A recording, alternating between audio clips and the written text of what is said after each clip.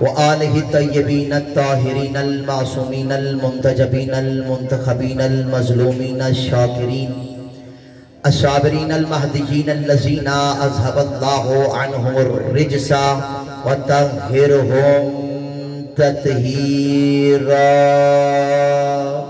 اللہم صلی علی محمد وآل محمد اما بعد فقد قال اللہ تبارک و تعالی فی محکم کتابہ المجید والفرقانہ الحمید وہو اصدق القائلین وقولہ الحق بسم اللہ الرحمن الرحیم وَلَوِ اتَّبَعَ الْحَقُّ أَهْوَاءَهُمْ لَفَسَدَتِ السَّمَاوَاتُ وَالْأَرْضُ وَمَنْ فِيهِنَّ صَلَوَاتُ اللہم صلی علی محمد وآل محمد نعرہ تکبیر۔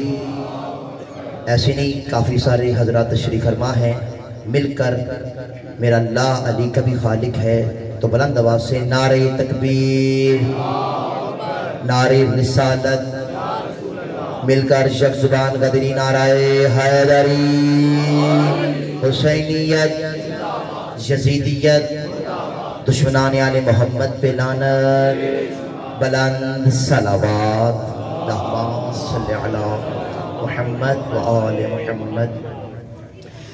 سب سے پہلے تمام حمد ہے اس اللہ کے لیے کہ جس نے زمانے کو گمراہی کی گھٹا گھوپ اندھیروں سے نکالنے کے لیے جبین فلک پر مہتاب مکرم کو روشن کیا، اور درود و سلام ہو بر فرزند مصطفیٰ جگر گوشہ بطول محمد کا نور نظر، فاطمہ کا لخت جگر، سالار قافلہ عشق توحید، اہل عشق دلوں کا کعبہ، قبلہ دو عالم۔ درود و سلام ہو اس حسین پر کہ جو نوکے سینہ کا خطیب ہے، زخمی اسلام کا طبیب ہے، مقتل کو مکتب میں تبدیل کرنے والا میرا پیر شبیر ہے، اور لعنت ہو ان پر کہ جو روز اول سے ہی لعنت کے حقدار ہیں۔ ہم اس اللہ کا جتنا شکر ادا کرنے، آدم کی پہلی سانس سے لے کر آخری بندے کی آخری ہچکی تک، اگر انسان اپنا سر سجدے میں رکھ کر شکر للہ کی تسبیح کرتا رہے، اور انسان اس اللہ کا اتنا شکر ادا کرے کہ انسان کا گوشت بھی گل سڑ جائے، انسان کی ہڈیاں بھی پوشیدہ ہو جائیں، لیکن انسان اس اللہ کا اس بات کا شکر ادا نہیں کر سکتا کہ اس اللہ نے بن مانگے حسین جیسا رہبر عطا کیا ہے، کہ اس اللہ نے بن مانگے حسین جیسا رہبر عطا کیا۔ اور کون حسین؟ کہ کائنات عالم و آدم میں جو بھی، جب بھی، جہاں بھی، جیسے بھی حسین سے جڑ گیا، حسین اسے قیامت تک کے لیے زندہ کر دیتے ہیں۔ دیکھیں میں نے دعویٰ کیا کہ جو بھی، جب بھی، جہاں بھی، جیسے بھی حسین سے جڑ گیا، حسین اسے قیامت تک کے لیے زندہ کر دیتے ہیں۔ میں نے بغیر دلیل کے دعویٰ تو کیا ہی نہیں۔ جو گھر حسین سے منسوب ہو جائے پھر وہ گھر نہیں رہتا بلکہ عزاخانہ بن جاتا ہے، اور جو آنسو مجلس حسین میں بہتے ہیں پھر وہ آنسو نہیں رہتے بلکہ رومال سیدہ کی زینت بن جاتا ہے، اور جو گھوڑا حسین سے منسوب ہو جائے پھر وہ گھوڑا نہیں رہتا بلکہ حسین کا زوجنا بن جاتا ہے، اور جو کپڑا حسین سے منسوب ہو جائے پھر وہ کپڑا نہیں رہتا بلکہ غازی کا فریضہ بن جاتا ہے۔ کہ جو حسین سے منسوب ہو جائے، کہ جو حسین سے منسوب ہو جائے، اگر گھر منسوب ہوگا تو عزاخانہ بن جائے گا، گھوڑا منسوب ہوگا تو وہ زوجنا بن جائے گا، کپڑا منسوب ہوگا تو وہ علم عباس کا پھریلا بن جائے گا، اور اگر کوئی پتھر حسین سے منسوب ہو جائے تو وہ دو بن جاتا ہے، اور گنہگار منسوب ہو جائے تو پھر وہ ہو بن جاتا ہے۔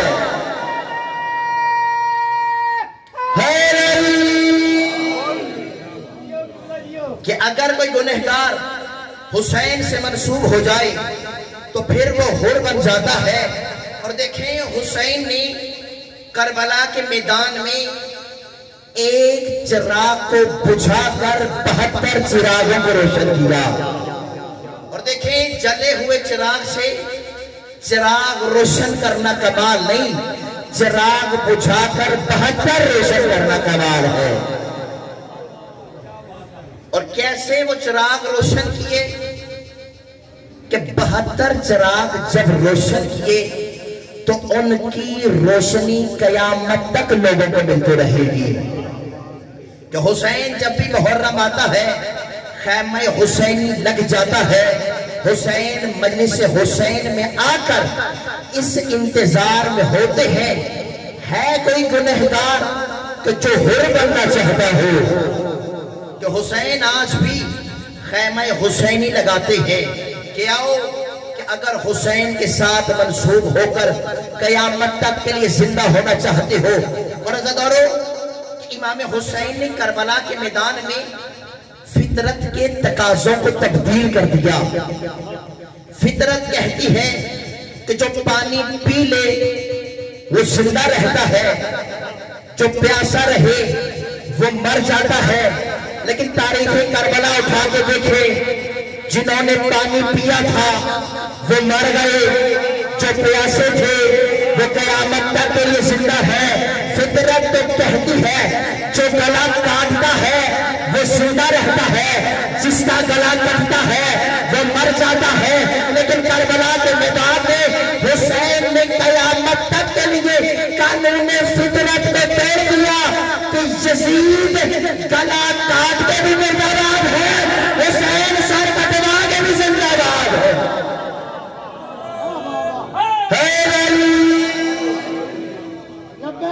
یا حسین حسین یا حسین یا حسین حیدری۔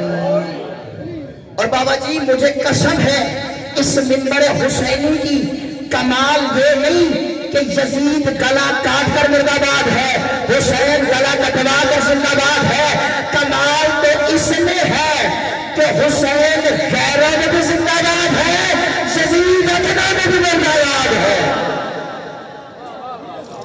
کہ حسین غیروں میں بھی۔ اور یہی وہ وجہ ہے کہ آج کوئی اللہ کو مانے یا نہ مانے ہر زمانہ حسین حسین پکار رہا ہے۔ بھلوان میں ایک ہندو تھا، وہ ہر سال 10 محرم کو نیاز امام حسین پکایا کرتا تھا۔ کسی نے کہہ دیا کہ تو اللہ کو نہیں مانتا تو حسین تو کیوں مانتا ہے؟ اس نے کہا کہ اگر مجھے اس دنیا کی بھی پہچان ہوئی ہے تو حسین کی وجہ سے ہوئی ہے۔ وہ کہتے ہیں جب بھی میں گھر جاتا ہوں میرے گھر میں 3 خواتین موجود ہیں، ایک میری ماں ہے، ایک میری بہن ہے، ایک میری زوجہ ہے۔ لیکن جب بھی میں گھر جاتا ہوں مجھے پتا چل جاتا ہے یہ میری ماں ہے، مجھے پہچان ہوتی ہے، یہ میری بہن ہے، مجھے پہچان ہوتی ہے، یہ میری زوجہ ہے۔ اور یہ تو ہر کسی کو پہچان ہوتی ہے۔ اس نے کہا جب بھی گھر جاتا ہوں ان کا اٹھنا بھی ایک جیسا ہے، ان کا بیٹھنا بھی ایک جیسا ہے، ان کا چلنا بھی ایک جیسا ہے، ان کا بولنا بھی ایک جیسا ہے، ان کی رفتار بھی ایک جیسی ہے، ان کی گفتار بھی ایک جیسی ہے۔ لیکن جب بھی گھر جاتا ہوں مجھے پہچان ہو جاتی ہے۔ اس نے کہا یہ پہچان تو ہر کسی کو ہو جاتی ہے۔ اس نے کہا تم سمجھے نہیں، اسی پہچان کو تو حسین کہتے ہیں۔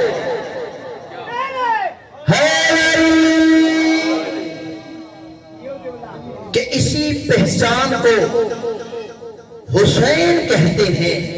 کہ اگر کوئی بھی زمانے میں حسین سے منسوب ہو جائے گا تو وہ قیامت تک کے لیے زندہ ہو جائے گا، کہ اس کا نام حسین کے نام کے ساتھ لیا جائے گا۔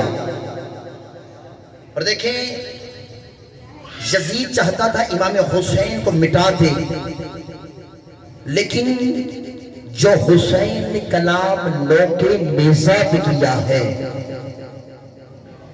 دیکھیں اللہ نے جتنے بھی حکم بھیجے قرآن کے ذریعے بھیجے.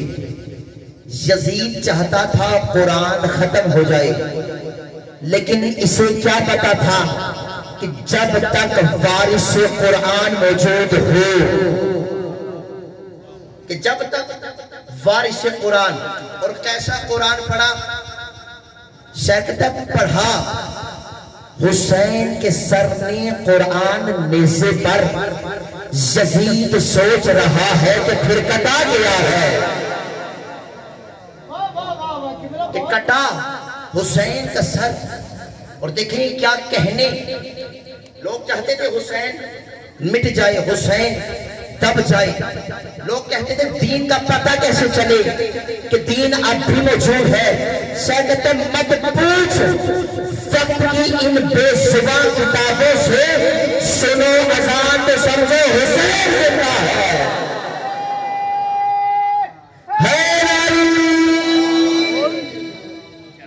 کہ سنو اذان تو سمجھو حسین زندہ ہے.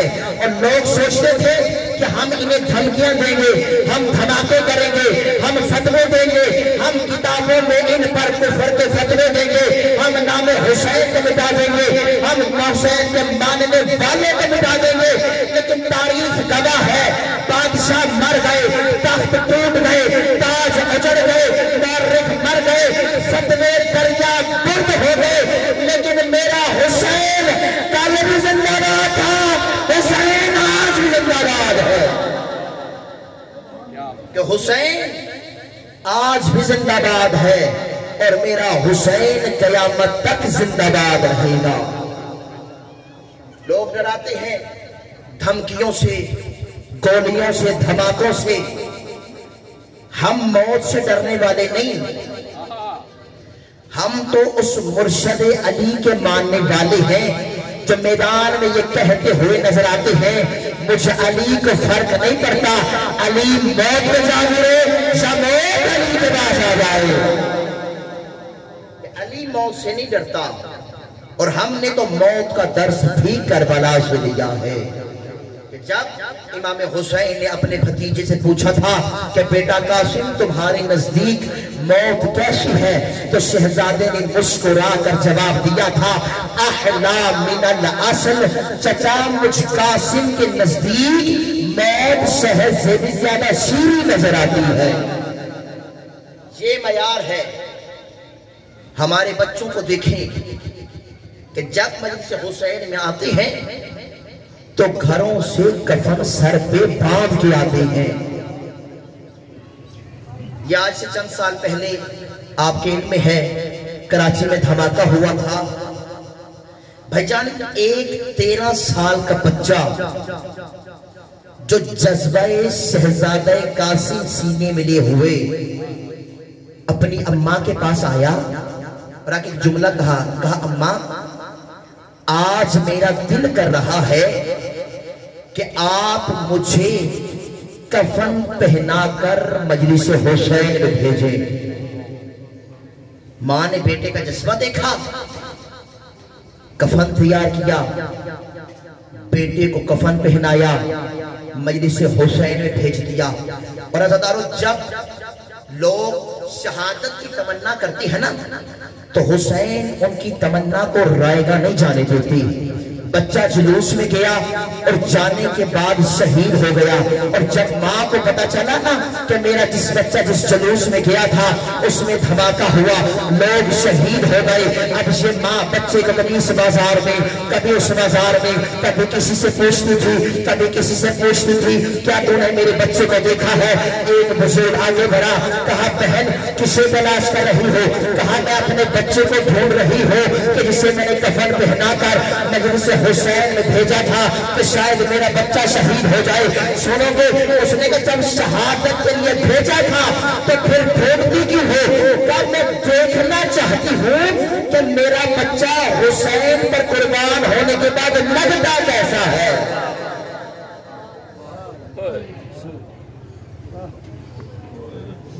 کہ میرا بچہ حسین پہ قربان ہونے کے بعد لگتا کیسا ہے. اور حضرت میں نے تاریخ میں پڑھا ہے ایک بوڑھی خاتون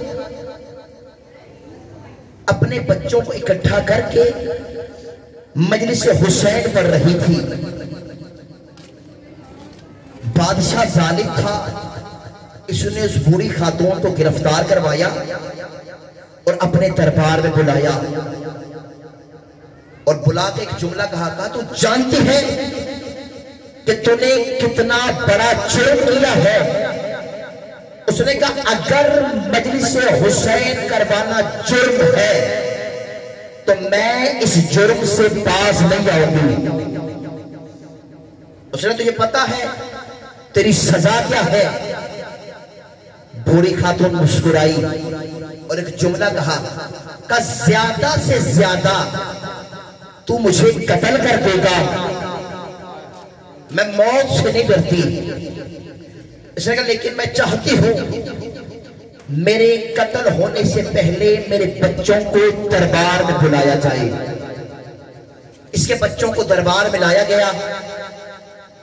اب جیسے ہی جلاد نے اس بوڑھی خاتون کو قتل کرنے کا ارادہ کیا، اس نے کہا مجھے قتل بعد میں کرنا، پہلے میرے ان بچوں کو قتل کرو.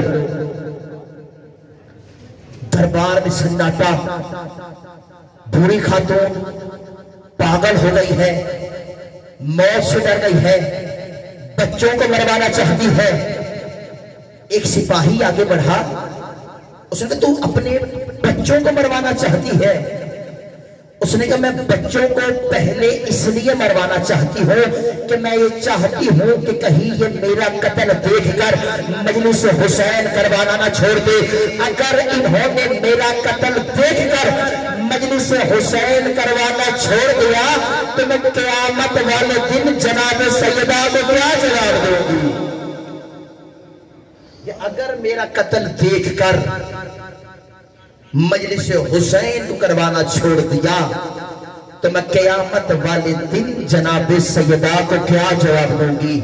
اور حضرت جب انہوں نے دیکھا، بادشاہ نے دیکھا کہ یہ تھا جذبہ حسینی، یہ ہے حسین کے ماننے والے، یہ ہے کربلا کے ماننے والے، انہیں روحانیت ملتی ہے کربلا سے، ہم ان کا کربلا میں جانا ہی بند کر دیں گے. آپ نے دیکھ لیں بین الاقوامی سطح پر کتنی سازشیں ہو رہی ہیں کہ انہیں کربلا نہ جانے دیا جائے. ان کو طاقت کربلا سے ملتی ہے، ان کو روحانیت کربلا سے ملتی ہے. اب پتہ چلا کہ لوگ مجلس حسین کے دشمن کیوں ہیں. یہ وجہ ہے. ایک بادشاہ آیا، اس نے کہا کہ اگر کوئی بندہ کربلا جانا چاہتا ہے تو اس کا ہاتھ کاٹا جائے گا. ایک شخص آیا، اس نے کہا کہاں جا رہے ہو؟ کہتا ہے میں کربلا جا رہا ہوں. اس نے کہا اپنا ہاتھ آگے بڑھاؤ، ہم پہلے تیرا ہاتھ کاٹیں گے پھر تجھے کربلا بھیجیں گے. اس نے کہا ہاتھ تو میں پہلے ہی کٹوا چکا ہوں، میرا ایک پاؤں کاٹ لو. یہ جذبہ ہے کربلا والوں کا، یہ ہے حسینی ماؤں کا درس. انہوں نے دیکھا یہ ہاتھ کٹوانے سے باز نہیں آئیں گے، ان کے سر کاٹے جائیں. اب جب کہا سر کاٹے جائیں، ایک سر کٹوائے ایک اندر جائے، ایک سر کٹوائے ایک اندر جائے گا، ایک سر کٹوائے گا ایک اندر جائے گا. مجھے قسم ہے اس منبر حسینی کی سر کٹوانے والے زیادہ ہو گئے، اندر جانے والے کم ہو گئے. کسی سپاہی نے پوچھا ہم نے تو سر اس لیے کاٹنا شروع کیے تھے تاکہ تم اندر ہی نہ جانا چاہو، یہ کیا تم سر کٹوانے والے زیادہ ہو گئے لیکن اندر جانے والے کم ہو گئے؟ وجہ کیا ہے؟ اس نے کہا تمہارا خون نجس ہے، تم اس بات کو سمجھ ہی نہیں سکتے. اس نے کہا وجہ کیا ہے؟ کہتے انہوں نے اندر جا کر ذریعے حسین میں چومنا ہے، ہم نے سر کٹوا کر قدم حسین میں چومنا ہے.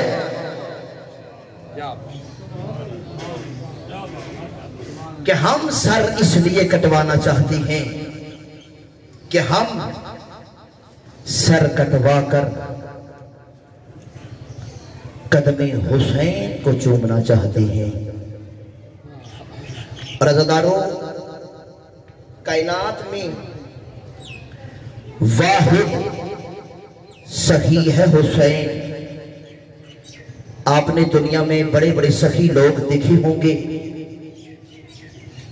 اگر آپ کسی سے سخی سے مانگیں گے نا تو 1 مرتبہ دے گا، 2 مرتبہ دے گا، 3 مرتبہ دے گا۔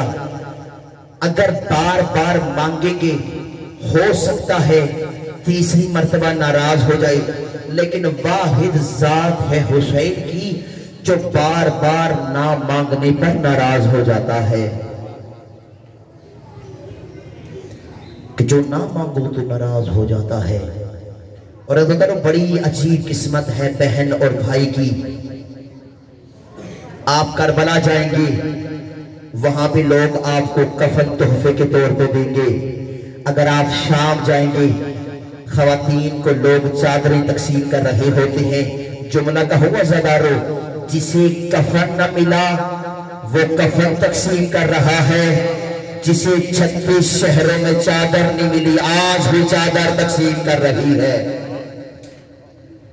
اجرکم علی اللہ، اجرکم علی اللہ۔ بڑا کریم گھرانہ ہے، جو بھی مانگو حسین عطا کرتا ہے۔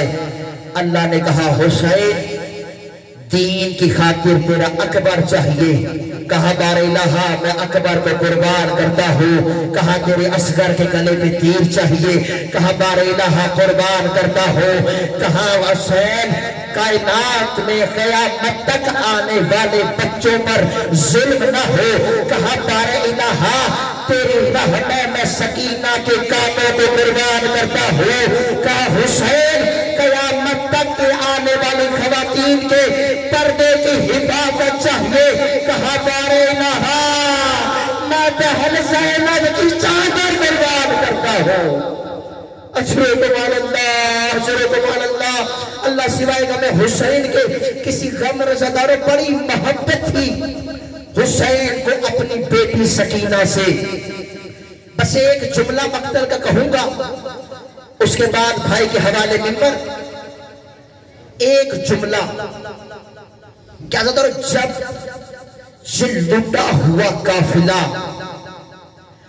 کٹے ہوئے لاشوں کے قریب سے گزر رہا تھا، حضرت حسین کی بہن نے اپنے آپ کو اونٹ کی پشت سے زمین کربلا پہ گرا دیا۔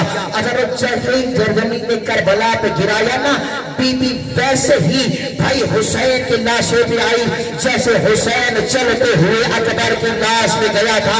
حضرت مجھے معاف کرنا لیکن ایک جملہ کہوں گا، بی بی کے ہاتھ بندھے ہوئے تھے، ایک جملہ کہا کہ بھیا حسین کاش میرے ہاتھ آزاد ہوتے، میں تیری لاش میں کفن پہناتی، بھیا حسین میں تجھے سرزمین کربلا میں دفن کرتی۔